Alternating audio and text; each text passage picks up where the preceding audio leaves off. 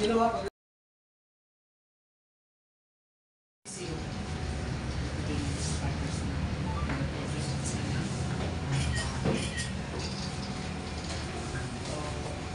Ngayon, dito tayo para mag-focus na sa newest package. Business partners dyan na OFW. From sa Ligante. Nakakontrol tayo na ito na po yung newest package. Prof. Ito yung laman ng newest package natin. Okay, once again, Prof. Thank you so much po sa pagtitiwala. And go for the goal. Enjoy your doing the business part-time.